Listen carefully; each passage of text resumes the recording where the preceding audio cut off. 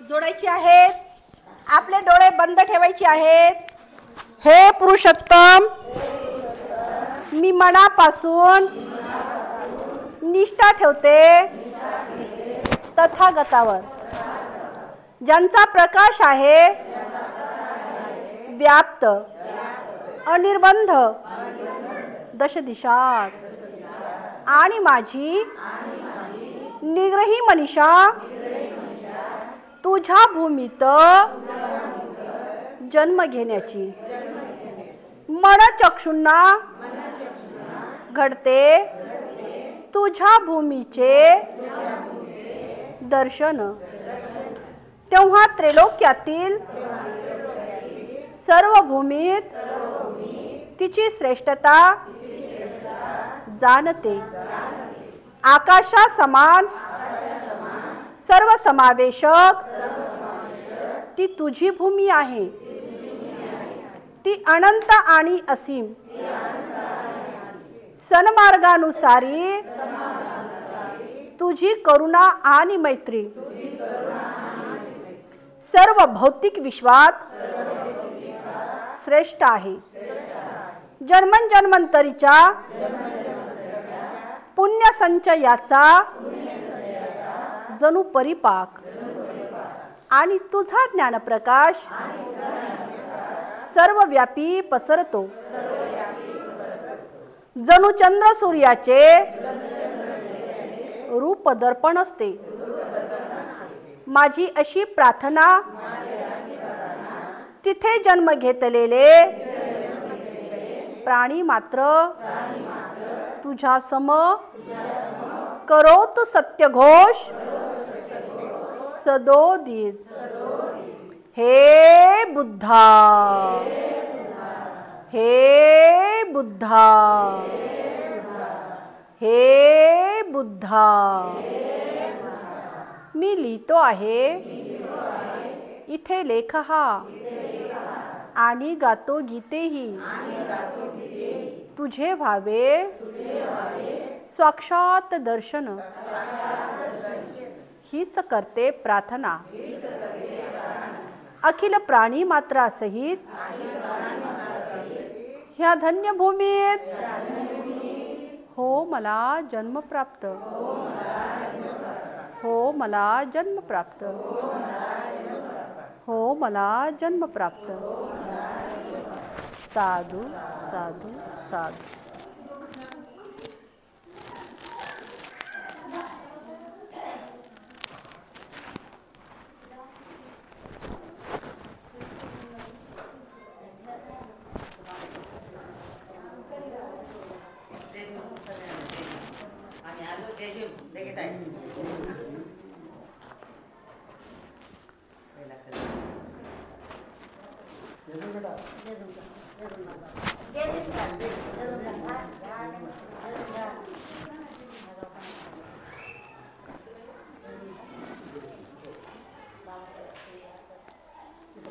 भगवान बुद्ध आणि त्यांचा धम्म या ग्रंथाचं या ठिकाणी पठण होत असताना आपण या ठिकाणी पाहत आहोत की तथागतांचा या ठिकाणी बौद्ध जीवन मार्ग आपण पाहत आहोत. बौद्ध जीवन मार्ग पाहत असताना आपण या ठिकाणी पाहिलेला आहे सत असत आणि पाप. शुभ कार्य करीत राहा, अशुभ कर्मात सहयोगी बनू नका, पाप कर्म करू नका. हा बौद्ध जीवन मार्ग आहे. लोभ व तृष्णा याच्या आहारी जाऊ नका, त्याच्या आहारी न जाणे हा बौद्ध जीवन मार्ग आहे. तदतच आपण या ठिकाणी पाहिलेला आहे क्लेश आणि द्वेष. कुणाचाही क्लेश द्वेष करू नका, दुसऱ्या संबंधित द्वेष भावना बाळगू नका. हा बौद्ध जीवन मार्ग आहे. काल आपण हेही पाहिलेलं आहे. मनुष्य मन आणि मनमोल या ठिकाणी पाहिलेलं आहे. मनोमल या मनामध्ये जे मळ आहे किंवा मनोमल या ठिकाणी आपण पाहिलेलं आहे. मन घडवते तसा काय होतो, तसा मनुष्य घडतो.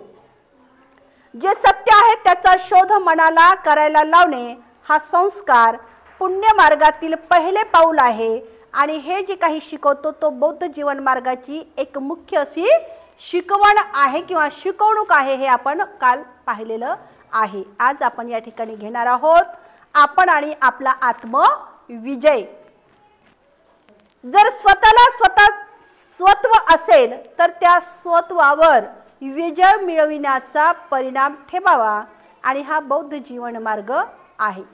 आत्मविजय म्हणजे स्वतःवर विजय मिळवायचा, स्वतःवर विजय मिळवायचा आहे. मनुष्य हा स्वतःचाच काय आहे, स्वामी आहे.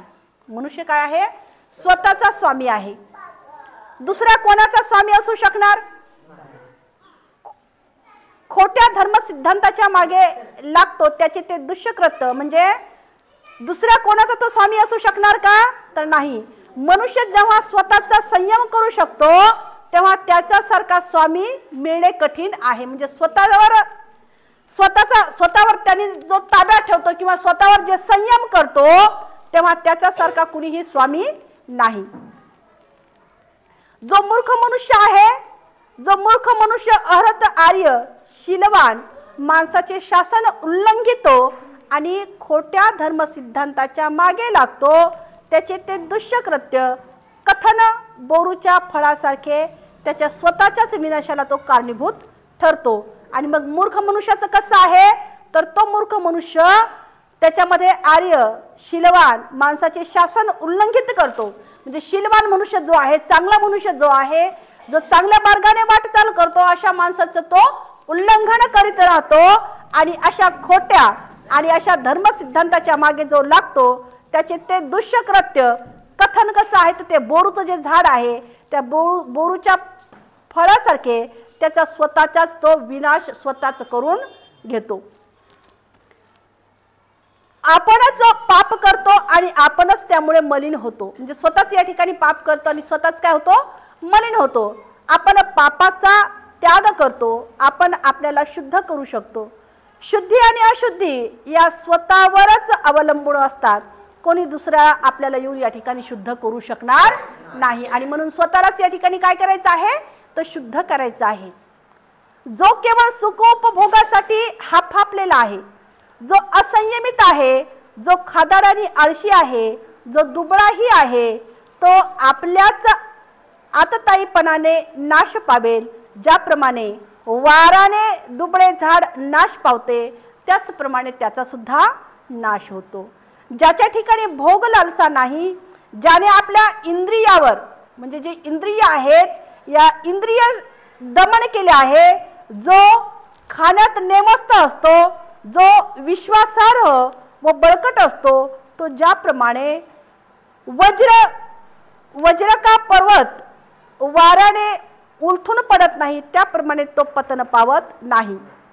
म्हणजे ज्याच्या ठिकाणी भोग लालसा नाही, या भोग लालसा नाही, ज्याच्या इंद्रियावर त्यानं काय केलेलं आहे, विजय मिळवलेला आहे, इंद्रिय दमन केलेले आहेत आणि हे इंद्रिय त्यानं दमन करून जो खाण्यापिण्यामध्ये सुद्धा कसा आहे, नेमस्त आहे आणि असा जो विश्वासार्ह त्याच्यामध्ये बळकट आहे, जो ज्याप्रमाणे एखादा वज्र का पर्वत म्हणजे एखादा खूप उंच पर्वत आहे, तो पर्वत कितीही वारा आलं, कितीही हवा आली आणि काहीही झालं तर ते पर्वत जे आहे अटळ असतो, तो काहीही या ठिकाणी हालचाल करत नाही.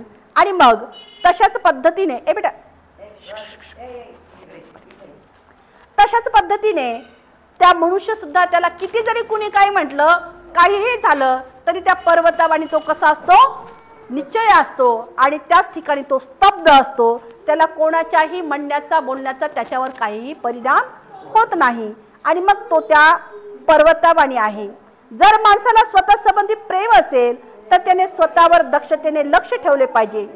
प्रथम स्वतःची सन्मार्गावर स्थापना करावी, मग दुसऱ्याला त्याचा उपदेश करावा.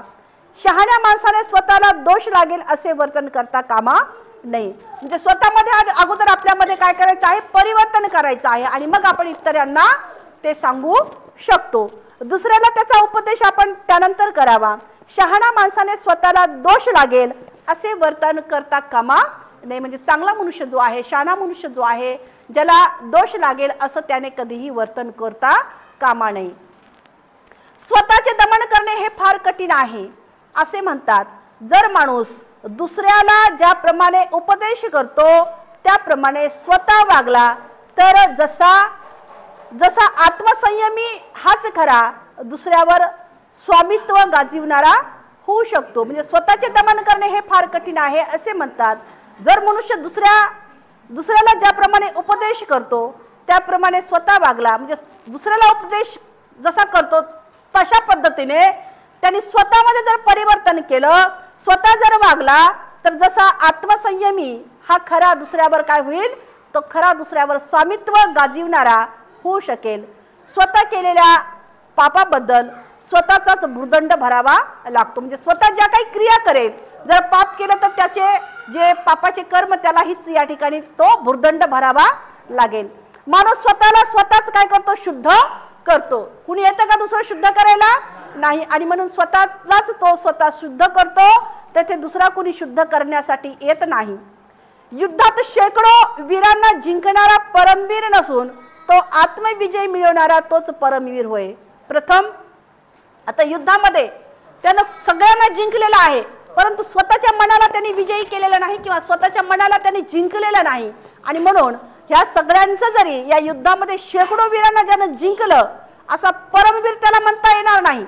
परमवीर तो नसून ज्यांनी आत्मविजय मिळवलेला आहे, ज्यांनी स्वतःवर विजय मिळवलेला आहे, ज्यांनी स्वतःला आत्मसंयम केलेला आहे, असा आत्मविजय मिळवतो तो काय आहे, तो स्वतः परमवीर आहे. प्रत्यक्ष स्वतःचीच सन्मार्गावर स्थापना करावी आणि मग दुसऱ्याला त्याचा उपदेश करावा. शहाणा माणसाने स्वतःला दोष लागावे असे वर्तन करता कामा नये. स्वतःचे दमन करणे हे फार कठीण आहे असे म्हणतात.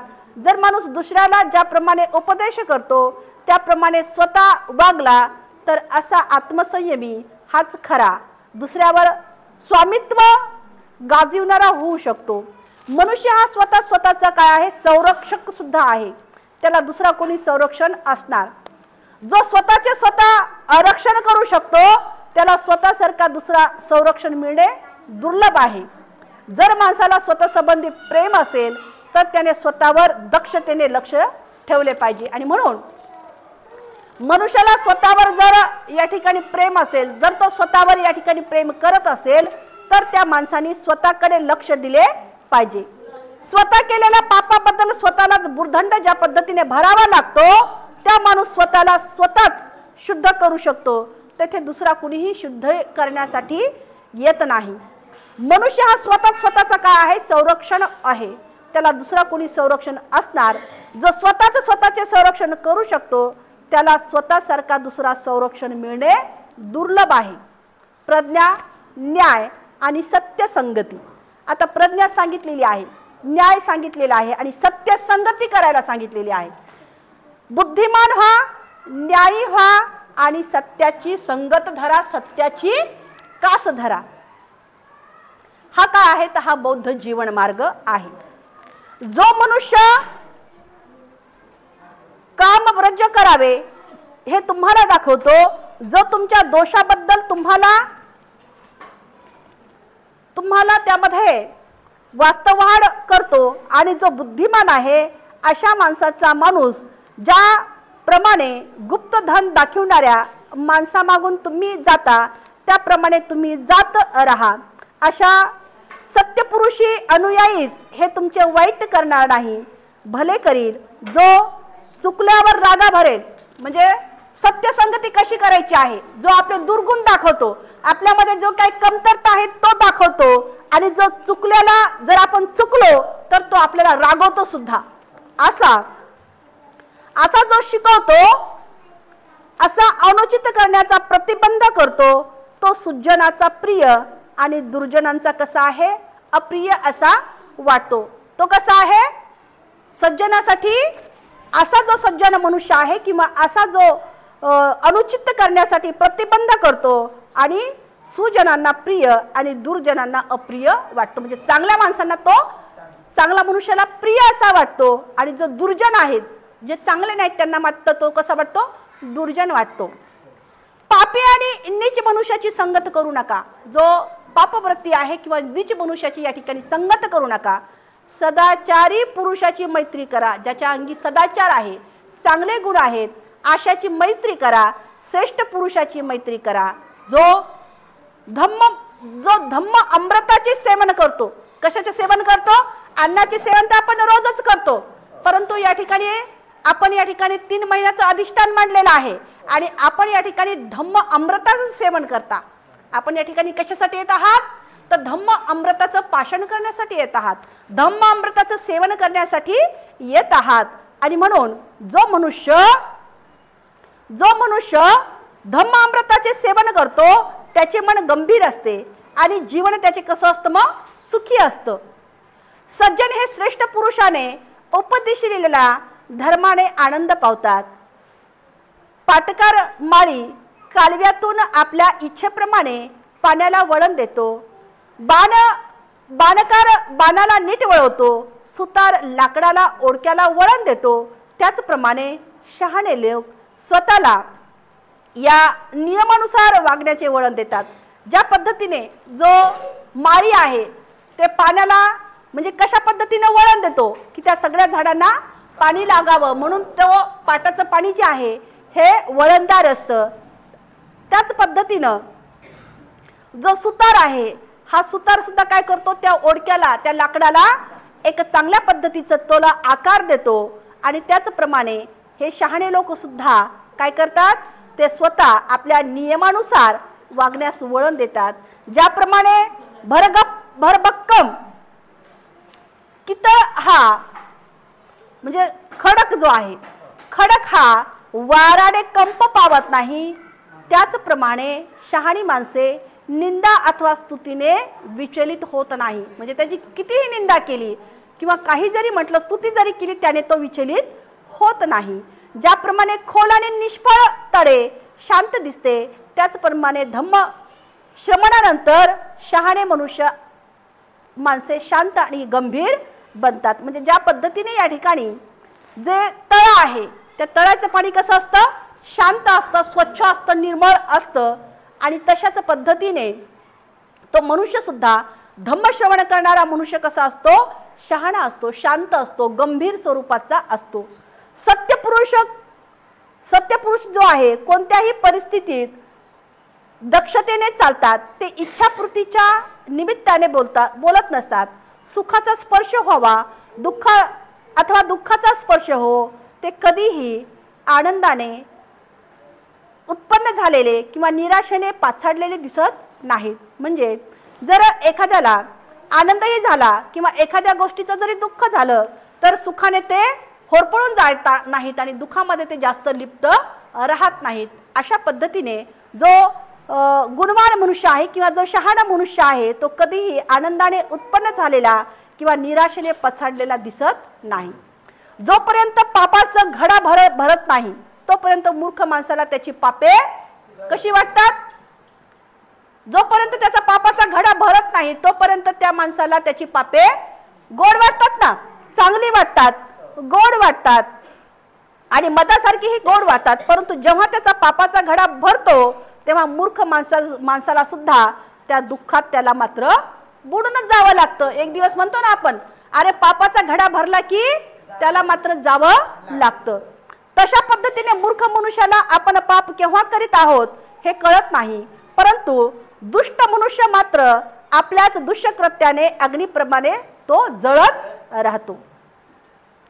जो जागा आहे त्याला रात्र प्रदीर्घ वाटते, जो थकलेला आहे त्याला आणखी एक मैल चालण्यासाठी सुद्धा लांबच वाटते। ज्याला धर्माचे ज्ञान नाही अशा मूर्खाला जीवनही प्रदीर्घ असे वाटते।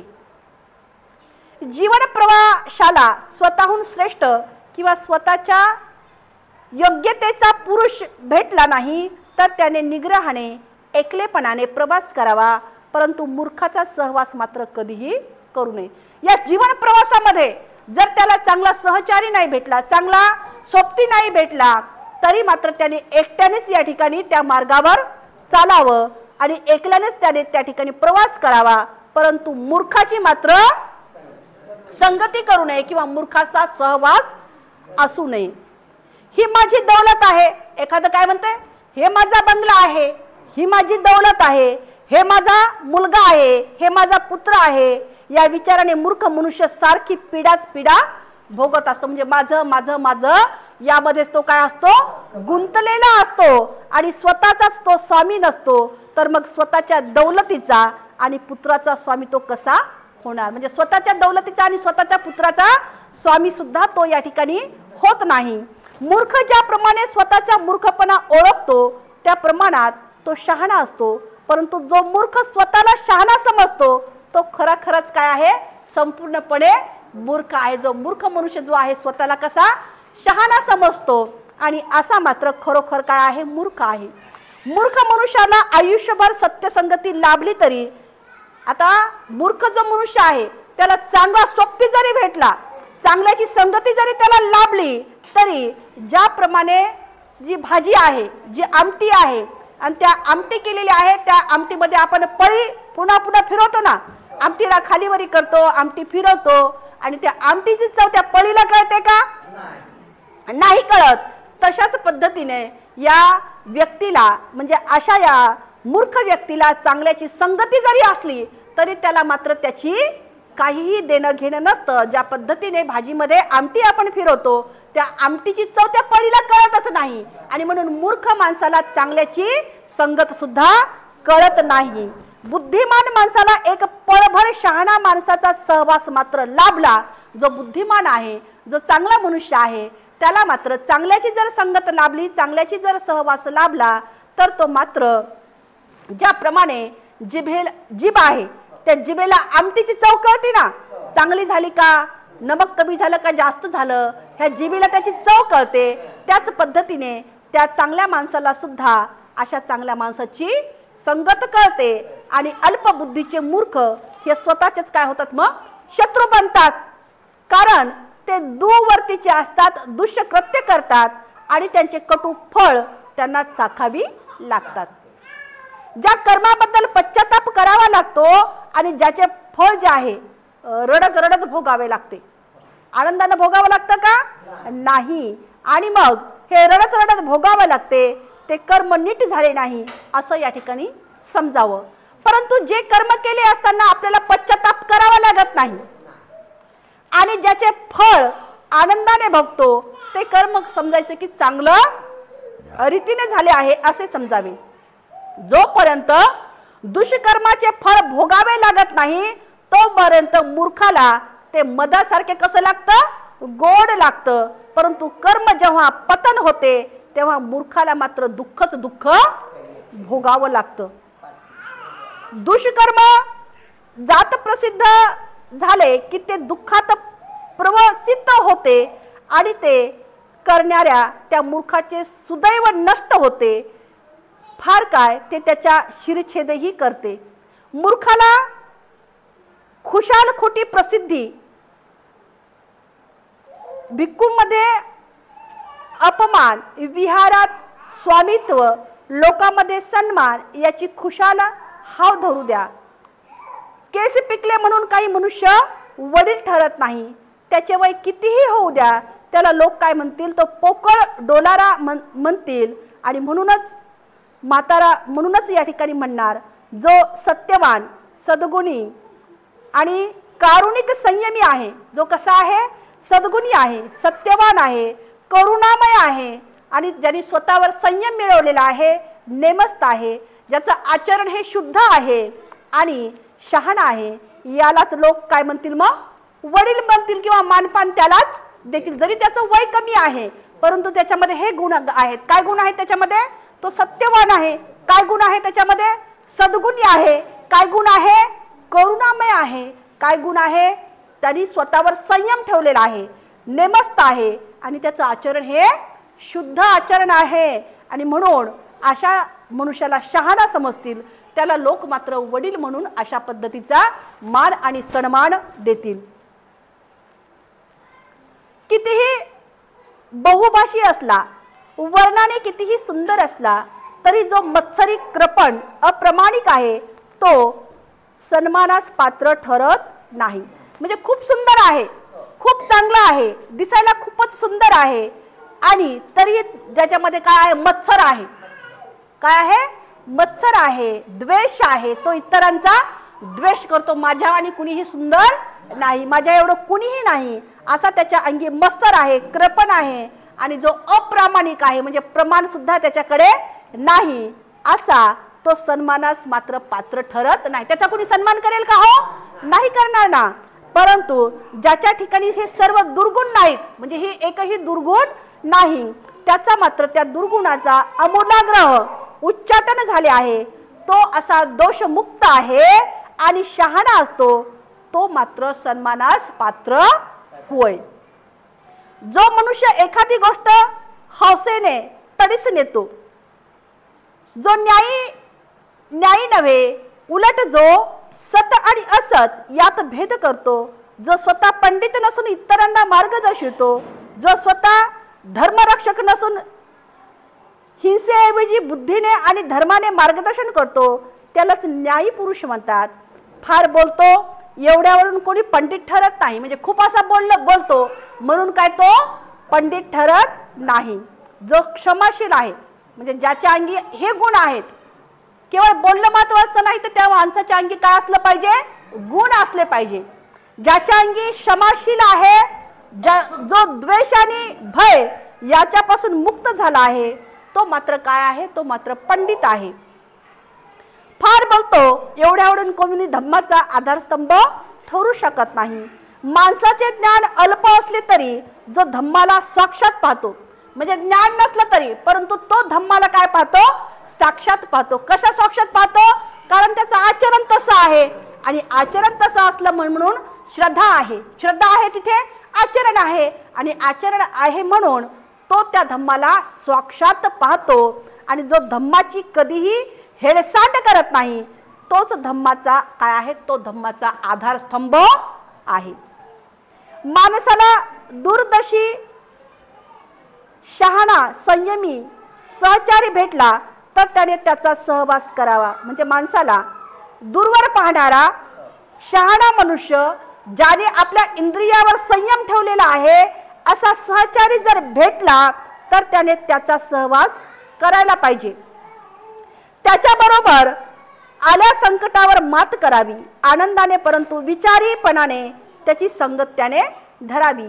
जर माणसाला दूरदृष्टीपणा, शहाणा, संयमी आणि सोबती लाभला नाही तर त्याने काय करायला पाहिजे, तर त्याने जसा एखादा राजा जिंकलेला प्रदेश मागे सोडून एखाद्या वनराजाप्रमाणे एकटाच पुढे जातो, वनराजाप्रमाणे एखादा एकटाच पुढे जातो, त्याप्रमाणे त्याने आपला जीवनपट एकट्यानेच आक्रमक करावा. म्हणजे जरी अशा व्यक्तीला जर चांगला व्यक्ती नाही भेटला तरी मात्र त्याने स्वतःचं जीवनपथ जे आहे एखाद्या वनराजाप्रमाणे एकट्यानेच त्याने आरूढ व्हावे किंवा चालावे. एकांत पत्करला, म्हणजे एखाद्या वेळेस एकांत पत्करला, परंतु मूर्खाची संगत करू नका. एकटे राहा परंतु मूर्खाची संगत करू, पाप करू नये. अगदी थोड्याच इच्छा ठेवून वनराजाप्रमाणे एकटे आपला जीवनपथ आक्रमित राहावे. प्रसंग पडेल तर मित्र सुखदायक आहेत, कारण काही असले तरी भोग सामग्री सुखदायक आहे, कारण काही असले तरी सत्यक्रम हे सुखदायक आहे. मरणाची घडी जवळ आली असताना सत्कर्म सुखदायक आहे, दुःखाचा त्याग सुद्धा सुखदायक आहे. जगात मातेची अवस्था सुखकर आहे. जगामध्ये मातेला काय समजलेलं आहे, सर्वश्रेष्ठ सुखदाती समजलेलं आहे. माता सगळ्यांचं काय चित्त करते, ती सुख चित्तिते जाती. कोणत्या लेकराला म्हणते का या लेकराचं काहीतरी व्हावं, म्हणतच नाही ना ती आई किंवा ती माता. ते त्या लेकरानं तिला जवळ धरो अथवा न धरो, ती म्हणते का मला जवळ नाही धरलं आणि याला काहीतरी होऊ द्या, कधीच नाही म्हणणार. तिच्या चित्तामध्ये सदोदित त्या बालकासाठी ती काय चित्त करेल, माझा बालक कुठेही जाओ कुठेही राहो पण तो सुखाने राहावा, आनंदाने राहावा. ती एवढंच त्या चित्तामध्ये काय करते, आपल्या बालकासाठी सुखकर चित्तित असते. आणि म्हणून जगात मातेची अवस्था कशी आहे, सुखकर आहे. माते एवढी सुखकर जागा कुणालाही नाही. आणि पित्याची अवस्था सुद्धा सुखकर आहे. म्हणजे माता आणि पित्या आपल्या बालकाला सुखकरच अवस्था या ठिकाणी लाभो अशी ते सदोदित काय करतात, चित्तित असतात. या श्रमणाची अवस्था सुद्धा सुखकर असते. या वार्धक्यातही टिकणारा सद्गुण सुखदायक आहे. खोलवर मुळे जाऊन दृढ झालेली श्रद्धा सुखकर आहे. ज्ञानार्जन सुखदायक आहे, पापत्याग सुखदायक आहे, म्हणजे पापाचा त्याग करणं सुद्धा सुखदायक आहे, वृद्धाकातही टिकणारा सद्गुण सुखदायक आहे. म्हातारपण जरी आलं परंतु त्याने सद्गुण मात्र सोडलेला नाही. जसं आपल्या माता आहेत त्यांनी आपला सद्गुण या ठिकाणी सोडलेला नाही. जरी वृद्धाक्य आलं, म्हातारपण आलं तरी मात्र त्यांनी सद्गुण हा सोडलेला नाही. आणि खोलवर मुळे जाऊन दृढ झालेली श्रद्धा सुखकर आहे. ज्ञानार्जन कसं आहे, ज्ञान घेणं सुद्धा सुखकर आहे. पापाचा त्याग करणं सुद्धा काय आहे, सुखदायक आहे. सुखाचा सहवास दीर्घकाल दुःख देतो. शत्रूच्या सोबतीप्रमाणे मूर्खाची सोबत दुःखदायक आहे. म्हणजे जशी शत्रूची सोबती आपण करतो तशाच पद्धतीने मूर्खाला सोबत धरणं हे दुःखदायक आहे. आप्तेष्टाच्या भेटीप्रमाणे सत्यसंगती ही सुखकर आहे. ज्या पद्धतीने आप्तेष्ट म्हणजे एखाद्या जर खूप जवळचा आपला आप्तेष्ट आहे किंवा जवळचा एखादा नातलग आहे आणि खूप दिवसांना आपली भेट होत आहे आणि मग आपल्याला कसं वाटतं, खूप दिवसांना भेट होत आहे तर ती भेट आपल्याला खूप आनंददायी वाटते, खूप सुखकर वाटते. आणि तशाच पद्धतीने ही सत्यसंगती करत असताना तशा पद्धतीने आपल्याला सुखकर जाणवतं. जर एखाद्याची संगत जी आहे चांगली जर केली तर आपल्याला ती सुखकर आहे असं वाटतं. आणि म्हणून माणसाने काय केलं पाहिजे, शहाण्या, बुद्धिमान, पवित्र, क्षमाशील असणाऱ्या, कर्तव्य दक्ष असणाऱ्या या श्रेष्ठाच्या मार्गाने त्याने सदोदित जावं. ज्याप्रमाणे चंद्र नक्षत्राच्या मार्गाने जातो, चंद्र जे आहे आपल्या कलेने तो मोठा होतो, तशा पद्धतीने चंद्र ज्याप्रमाणे नक्षत्राच्या मार्गाने जातो त्याप्रमाणे अशा प्रज्ञावान म्हणजे सुजनाने अनुयायी व्हावे. डमडोल, प्रीती आणि आसक्ती याच्या उपभोगाची कास धरू नका. ज्याच्या ठिकाणी कळकळ आहे त्याच्या वाट्याला पुरेसा आनंद येतो. आंतरिक तळमळीने पंडित जेव्हा अंगच्या गर्वाचा निराश करतो तेव्हा तो शहाणपणाच्या एकाहून एक उंच अशा शिखरावर चढून मूर्खाकडे तुच्छतेने पाहत असतो. दुःखापासून विमुक्त झालेल्या माणसांना पाहत असतो. ज्याप्रमाणे दुःखात मग्न असलेल्या या जनसमुदायाकडे दृष्टिक्षेप करीत असतो. अविचारी माणसात विवेकशील, निद्रिस्तात जागृत असा तो शहाणा मनुष्य दुबळ्यांना मागे सारून पुढे सरत असतो. आणि म्हणून या ठिकाणी जो शहाणा मनुष्य आहे तो संगती कुणाशी करतो,